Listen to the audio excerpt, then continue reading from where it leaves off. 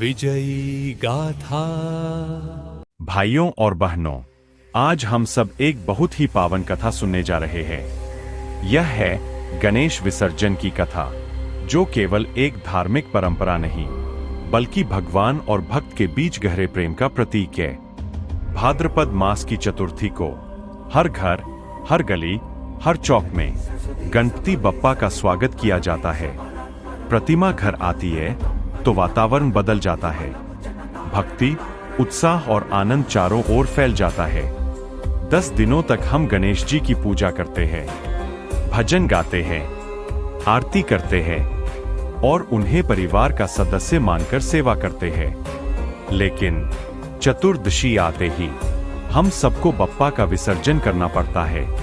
प्रश्न उठता है, जब हम उन्हें इतने प्रेम से घर लाते हैं तो फिर क्यों विदा करते हैं? इस रहस्य को समझने के लिए हमें गणेश जी की जन्मकथा की ओर चलना होगा। माता पार्वती एक दिन स्नान कर रही थीं। उन्होंने अपने शरीर के उपटन से एक सुंदर बालक बनाया और उसमें प्राण फूंक दिए। वह बालक थे हमारे प्रिय गणेश जी। माता ने स्नेह से कहा, बेटा, जब तक मैं भीतर हूं, द्वार पर पहरा देना, किसी को भी अंदर मत आने देना। उसी समय भगवान शिव वहां पहुंचे। गणेश जी ने माता की आज्ञा मानकर शिव जी को रोक दिया। शिव जी क्रोधित हो गए और त्रिशूल से गणेश जी का सिर काट दिया। माता पार्वती यह देख शोकाकुल हो गईं। उनका दुख असहनीय था। उन्होंने संकल्प लिया कि यदि गणेश जी जीवित नहीं हुए तो वे संपूर्ण सृष्टि का नाश कर देंगी। सभी देवता भयभीत हो गए। वे भगवान विष्णु के पास पहुंचे। विष्णु भगवान ने कहा, उत्तर दिशा की ओर जाओ। जो जीव सबसे पहले मिले उसका सिर लेकर आओ। देवता उत्तर दिशा की ओर गए। वहां उन्हें एक गज अर्थात हाथी मिला। वे उसका सिर लेकर लौटे। भगवान विष्णु स्वयं उस सिर को लेकर आए। फिर भगवान शंकर ने वह सिर गणेश जी के शरीर पर लगाया और प्राण प्रतिष्ठित की। इस प्रकार गणेश जी पुनः जीवित हुए और गजानन कहलाए। उन्हीं क्षणों से वे प्रथम पूज्य देव बने, विघ्नहर्ता बने और संसार को सुख, समृद्धि और बुद्धि देने वाले बने। अब यह जानिए, विसर्जन का महत्व क्या है। कथा कहती है कि गणेश जी कैलाश पर्वत से धरती पर आते हैं। भक्तों के घर में 10 दिन तक निवास करते हैं। भक्त उनका पूजन करते हैं।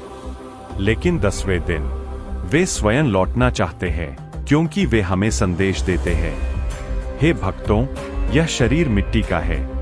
एक दिन पंचतत्व में विलीन होना है, परंतु आत्मा अमर है और मैं सदा तुम्हारे साथ हूं। गणेश विसर्जन हमें यह सिखाता है कि जीवन अस्थायी है, परंतु भक्ति और संस्कार शाश्वत है।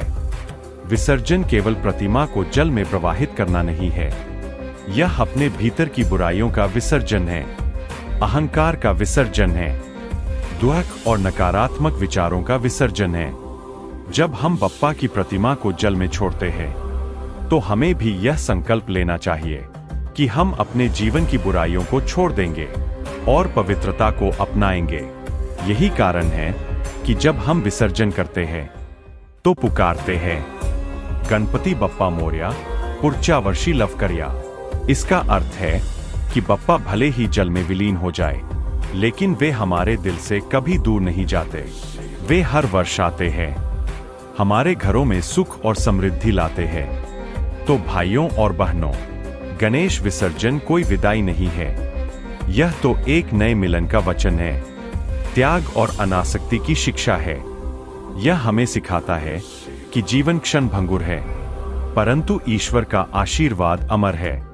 तो आइए हम सब श्रद्धा और भक्ति से गणेश जी का विसर्जन करें और मन में यह भाव रखें कि वे हमारे हृदय में सदा विराजमान हैं। सब मिलकर एक स्वर में कहें, गणपति बप्पा मोरया, पुढच्या वर्षी लवकरिया।